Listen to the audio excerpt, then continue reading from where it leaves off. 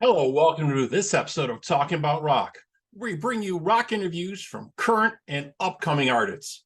We're always available wherever you get your podcasts and on all the streaming services.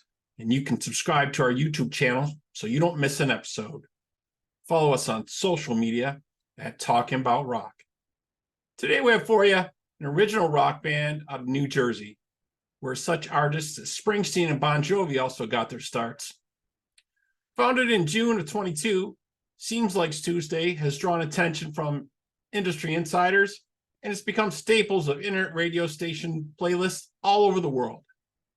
At the end of 2022, the band set out to record their first EP. We catch up with them next on Talking About Rock.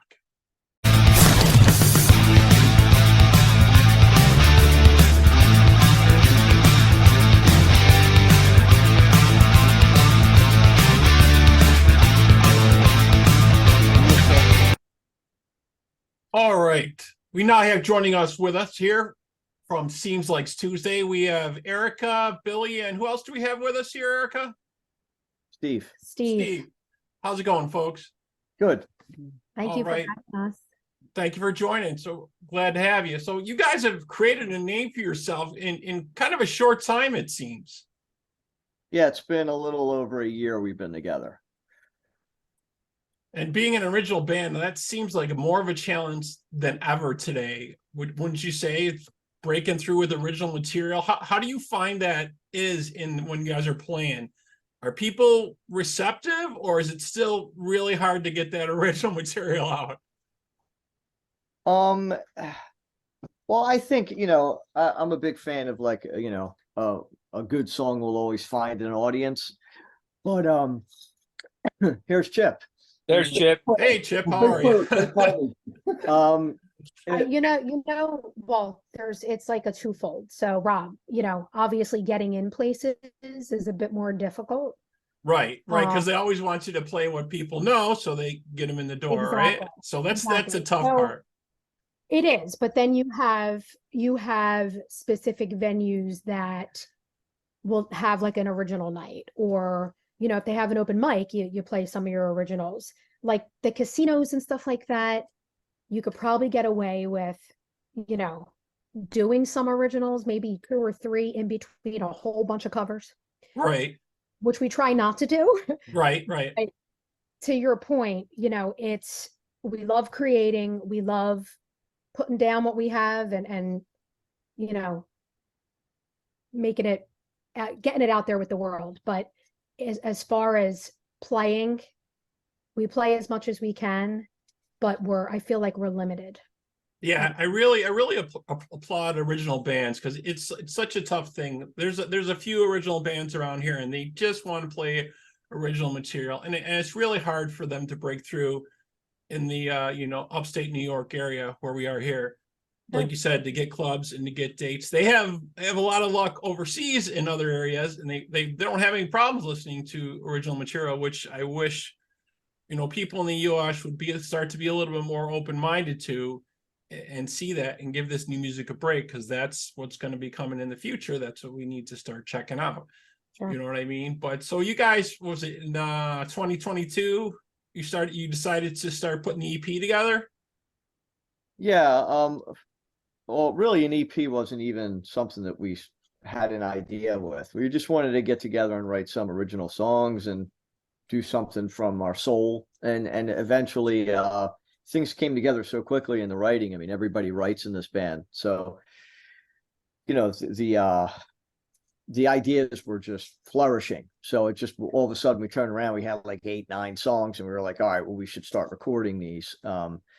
So that's where we're at right now. We release a song like every 2 to 3 months, just so we can keep on staying relevant. And we have one more song to go, and then we'll package that all up and do an EP, and then do the whole process over again. Our whole idea is to just keep on putting out original music and keep staying relevant, instead of putting out a whole album and then just Right. That seems to be the formula now. It is, and discussed this with other artists. It's kind of likens me back to the original days, right? When you used to put out 45s, they put out a 45 or two to see if, there'd be some interest with the music. And then you'd go album, and then we want album. And now it's kind of back to that, right? Yeah. You put out a couple singles and. I think it's almost back to where like when the 80s used to be, like used to have like all the one-hit wonder bands. Right. They'll just throw it up against the wall, and if it sticks, then you'll hear from them again. If it doesn't stick, they're gone. I think that's where we're at again. So you better make your first song pretty good. Everything matters on your first release. I think building a band, building momentum and all that, I think that's very, very hard to do. I think you have to, I don't think a record label signs a band now and then, 3-4 albums in, you start hearing them. You got one shot. You might have one song in 3 minutes. You better swing the biggest bat you could at that, Oh, definitely. Definitely. There's so many bands putting out new material all the time, on the latest, record Frontiers and all these other newer ones that have popped up over the, last couple of years, most recently, just, tons of new material coming out all the time. And you're right. If they're not established a little bit, they probably get one shot to kind of see what shakes out, what happens with that. Is that your move to move on to an album after this and kind of see what happens then? I think we're probably going to release another song, do an EP, and then probably do that process again, and just I think we'll probably keep on going with EPs. It just seems that the attention span of the average person is only but so big. Oh, it's very short, definitely. Yeah, I'd rather keep on hitting that formula than trying to make somebody listen to a double concept album, like the Operation, Mind Crime sort of Queensryche or right. You can never have those kind of albums now, right? With all these different things going on, nobody would ever listen to that. Well, I think if you build up enough of a career with the formula that I said, then maybe, but you're not coming out of the gate with something like that. I don't think that people will give you that much of a chance. Right. Now, was this a project you started out a couple years ago doing? Is that kind of how it's all started? Well, there's Pete. There's our other member. We're all on one screen here. So it's a little close quarters we got him there right now. That's why he's laying down. I think that how to start. Originally Eric and I were thinking about putting a project together, and we gave Pete a call and Chip, and we were looking for like one more piece of the puzzle because we wanted to have a double vocal attack, like a male and female sort of singer, like a Jefferson Airplane or something like that. And then Chip met Billy at a party, and it just, he came down, and we all knew each other from different bands in the scene, and it just kind of flowed together rather quickly. Within a practice, we knew we were going to gel. So Billy, what did you think when these guys came up to you and they said, "Hey, we want to put this together"? And were you guys talking about originals a little bit at the beginning there too, or not? This is a total surprise. I do a lot of acoustic gigs solo in the Philly, South Jersey area, and that's all I was really doing for a couple of years. And right. when I saw Chip at this party, he's like, "What are you doing?" I said, I haven't even plugged in an electric guitar in a couple of years. And he was like, "Hold on a second." And, approached me with, "Are you interested in, I know he knew I had originals." So, and it just went from there. Right. I mean, that's always the question I ask when bands are getting put together, are you thinking about working on originals down the line somewhere? You're thinking about starting to slide that in. It's always exciting when they start putting out their own material to kind of see how that all shapes up. You know what I mean? So I think that really speaks a lot to the core of the band and a lot to their experiences. Oh, you're good. We'll go back to where I was. So after that, after you guys kind of found out, who you wanted to work with in this project. And like you said, you had been in other bands around the area together, and you kind of knew each other, kind of knew each other's, work a little bit and what you had done. So then you started, laying your practice dates out and figuring out, where you probably already knew the clubs in the area that you wanted to hit, and you kind of knew some of the owners and that get you in the door, right? Yeah, for sure. I mean, the majority of us are in, the cover scene.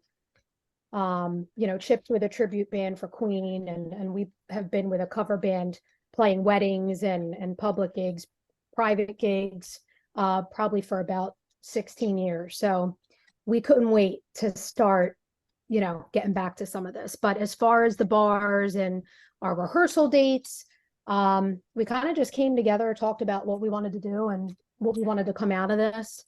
And then that's it from there. Yeah. And is there still a pretty decent scene there? A pretty decent amount of places to play? Like it was, back in the 80s, as rock was erupting all over. I'm sure a lot of places have closed down, and it's probably a lot more difficult to get gigs, right? It's super difficult. Yeah, Sure. it is. Places come and go a lot more now. Yeah. There you don't have some of the other clubs were around for like 10, 20 years. Back in, maybe some years ago. Now the landscape changes a lot. You have to be aware. What the ops closed, we had gigs lined up, boom, it's gone. Yeah, it's like we were supposed to play these two clubs, and both clubs closed within like the last 2 weeks. It's crazy. Wow. So we had to cancel 2 gigs. But things happen, but you just got to keep rolling. Usually what happens is a club will close down and then another one will open, or you'll find a way. But it's all about, getting your music out there, and if you don't have a club to play, and there's everybody's trying to go for that same audience or that same place, and there's everybody's trying to eat the same cookie kind of thing, then we'll just keep on putting out videos and trying to get our music out through social media and stuff like that. We love to play live. I mean, that's what we're about. But again, we'll use whatever we got to do to get to where we got to go. So Right. I think it's kind of like a two-sided thing now. There's so much social media and different ways you can get music out nowadays. You know what I mean? So you don't have to, you can, get to a larger crowd, but you got building that following. That's the key. That's the key thing that people are usually looking at, right, to start getting you out there. I'm sure Yeah. it's all about, like the industry to look at views and Spotify and how many hits you get on YouTube and, all that How stuff. many downloads? Yeah, all that kind of stuff. And then clubs just want you to put bodies in the place so they could sell beer. I mean, Right. That's all it's down to. Butts in the seat, right? Doesn't matter. Yeah. I mean, know. that's I hear like- that from all the club owners out here too. The same thing, right? If there's no draw, they're probably not asking you back next time, right? But who knows what night they booked you on, right? Did they book you on a Tuesday or a Thursday night where it's like could be iffy, Yeah, well, But out here anyway. it's a weekend thing. There's no clubs open on Tuesdays or Wednesdays, right? It's usually a weekend Really? thing, so it's a little bit easier to sell somebody on a Saturday night. Friday nights are harder because everybody worked Friday, Mhm. But yeah, there's no like when I was coming up in the scene, there was clubs open like Wednesday, Thursday, Friday. Them days are over. Them days Yeah. are over. Yeah, we still have acts out here that play on those days. We have bands that play on Wednesdays and Thursdays all the time. Yeah. Yeah, Rob Pete just actually brought up like open mic nights. Mhm. So obviously, like during the week, there's a lot of them in this area. And I'm not Yeah. sure if I'm supposed to No, say they're this. not- Edit it if I'm not supposed to. But it's almost like that's what you need to do to get your foot in the door at a place these days. Right. Show up with your band, Let them play a manager see set. you, yeah. Exactly. That happened to us recently at a bar nearby. We went, and then I was talking to the owner probably 2 days later, Mhm. get us in there. So I feel that that's really, it helps. Yeah, and you guys had all your stuff, and you were ready to go just in case. You had everything with you, huh? Yep. Well, like there, it's if you do open mics, they have all the equipment there. They have all the back line set up Plugged and in. a Yeah, set. we just went in, plugged in, Show up Yeah. with guitars. and played a couple songs, and the owner was like, "Yo, as long as you have a very like," I feel that one of the things I'm proud of in this band is that our sound is very controlled. So if we're all mic'd up or we're not, or there's high ceilings or there's marble floor or whatever, all the sound elements, we could adapt to that. everybody's a pretty seasoned player here, and nobody's like a volume monster where everybody's going to be on 10, and I'm back there like, You're fighting over you. Yeah, there's no volume. Turn down, man. Yeah, I think we all care about each other's playing, and knows everybody's part is very valuable, and we're very volume friendly. So that's another thing I think when you go into a place and you have a very controlled sound and you're playing through basically stage volume and you're just miking the vocals. If you could sound good like that, then you could sell that. You could sell, okay, well, we'll come back with a PA, we'll come back with an audience, and you can, get yourself in that way, which worked for us twice so far. So yeah, I think that's such an important thing, the sound quality, for sure. The mix and the sound quality. You could have a great band, and I've seen this happen a couple times because there's been technical issues or other issues. Something happens with the sound, and that's it. That's going to be a turnoff for that band for a while, right? Unfortunately, But if you come in there, you got a good sound guy, you got a good mix, or you got a good PA, and it comes off well, boom, you're in. The big thing, all of your listeners out there that are musicians, your stage volume is so important. The louder you are, the less control they have out front, and the less they can make you sound good. You need to keep your volume down on stage so you let the sound man do his job. Exactly. Trying to do the job for him, that's when it goes to pieces. Exactly. So you guys chose to go to Philadelphia's Cambridge Sound Studio to do the EP, right? Yes. Tell us a little bit about that. Oh, well, our producer, Tony Mecca, who in his own right is an awesome songwriter and has a great band going, the Heavy Mental Gypsies. Mhm. But Tony, it's sort of like his home studio. So, he's helped us, kind of guide us with getting everything down. And it was sort of a local thing, and it was, people, you kind of go with people, at first. While you're trying, everybody's, we want to work with people that have a good reputation and Right. we respect. So, it wasn't, I guess if we had an endless wallet, we might be going somewhere in New York or LA or something, or Nashville. Right. But there's lots of good stuff going on in Philadelphia as far as talent. So, and it worked for us.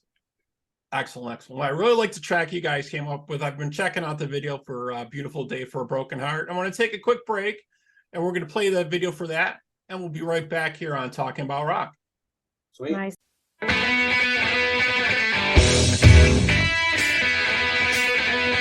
my eyes on the horizon, make my head up, stand up straight.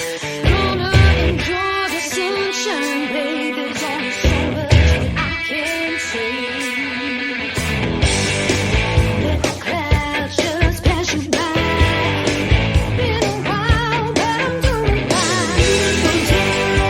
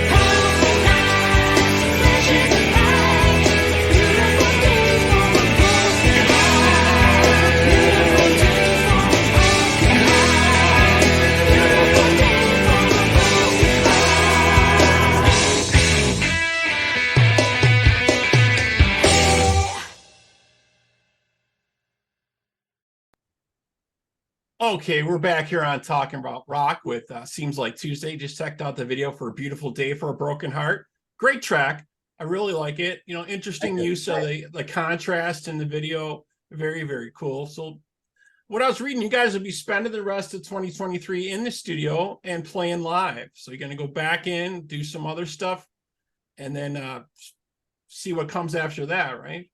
Yeah, well, I actually have Billy just got some surgery done, so right after he heals up, he's going to be doing some vocals on the last track that we recorded at Cambridge. We did 4 songs, so we're on our last one now, and then we'll make a video for that same recipe we did for the last 3, and then we got some gigs coming up, and we'll just go into the new year. We'll probably get in the studio again before. Probably at the end of this year, going into next year, we'll probably do this whole thing again. So our whole thing is we're going to record video.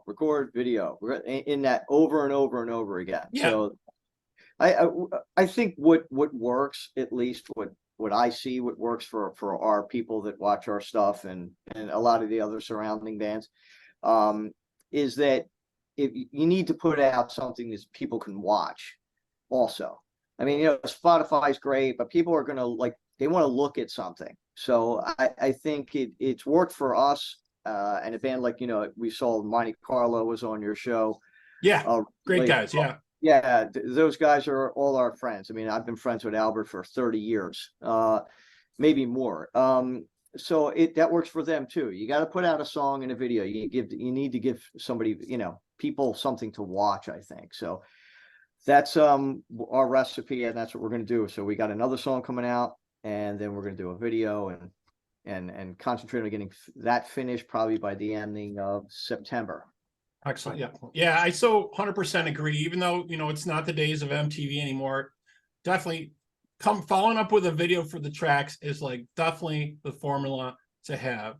Every artist does that. You know, some artists, you know, they try to rush one and they do a lyric video just to have something out there. So so people can latch onto it a little bit and check it out. But yeah, video aspect is hugely important, no doubt. I totally 100% agree with you. That is the formula. So other thing I wanted to ask you guys real quick, I always ask what guitar gear you guys are using, because people like to know what you're checking out. So Billy, tell us, what's your go-to gear? Do you have stuff you like to check out? Or you switch it up? Or you just, I'm a Marshall guy, you know, I stick with whatever? I've always been a Fender Strat guy, but I just got my first Les Paul. Yeah, yummy. And, yeah, I've been turned. So the Strat's going to be the spare guitar for a while now. But I just play through a little 1-speaker Fender Mustang. I mean, it's a 100-watt amp, and the thing I don't think I've ever had it above 3.5. And are you using pedal effects? Or are you using rack mounted? I know sometimes people mix it up, but I think everybody's gone back to pedals, it seems now. Yeah, the amp model's 100 different amps, and it's got its own foot control switch, so it's pretty easy to navigate. I'm very cool. I'm not the most pedal savvy guy in the world, so it works for me. Excellent. Yeah. What about you, Pete? What's your go-to gear for you? Do you have a go-to rig that you use, or? I'll start with the amp, yeah, because the guitar is more special to me. I'll get to that in a second. The amp is I've been using a Line 6 for a while, so everything's on one floorboard where I can switch up different effects and dial it in on the amp. And sort of similar to what Billy says, I've never had to turn that amp up even to 5. You know, even on an outside gig. So it's powerful enough. You know, the sounds are pretty good. So that's what I use on the amp side. I'm a Les Paul guy.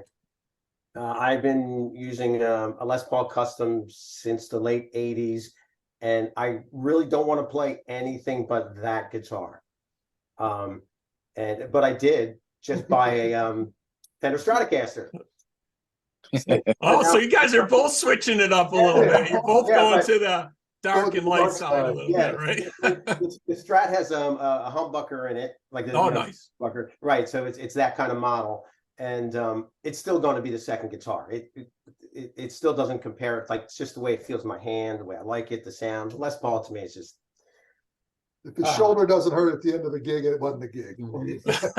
Right. Yeah. I know certain people like to use certain ones for certain sounds or certain tone. And then I know that's the base thing to it. The guitarist is tone. They're always looking for just that right tone. So I always like to ask to see what kind of stuff you guys are using. So very, very cool. that would be the reason for getting the Strat for me, was to have that other layer of sound, and, you know, having the whammy bar too. Just those couple of things can come in handy. Right. And, you know, when you get a quality instrument, it'll do what you need when you need it. Very, very cool. We approached the recording like that too, because on the 4 songs that we recorded with Cambridge, Pete played the Les Paul the whole time and Billy played the Strat, and you can hear the difference in the recordings. Right. And now we might go reverse for the next 4. I don't know, but we're gonna.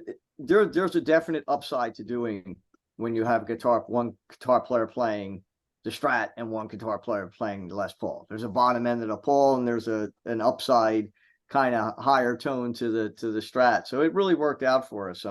That's one of the things when Bill came down to join the band, he plugged in. I'm like, all right, if you have 2 Les Pauls going at the same time, sometimes, not all the time, it can be almost too bottom heavy, you know? So Right. it works out well for it. Worked out great on the recording, and we'll see, we'll see what we'll do going forward. But that was definitely something that was like on purpose when we went in to record. We actually did that for spite. Very cool. So you guys got any dates coming up? I know you said you had a couple cancellations, but you have any dates coming up that you want to tell folks about? Yeah, sure. So we actually have a rather exciting gig on August 18th at the Berlin Brewing Company. So Berlin, New Jersey, again, August 18th, 8 to 12. We have a lineup. We have an acoustic act. We have 4 bands. Yeah, total. Yeah. 4 bands total.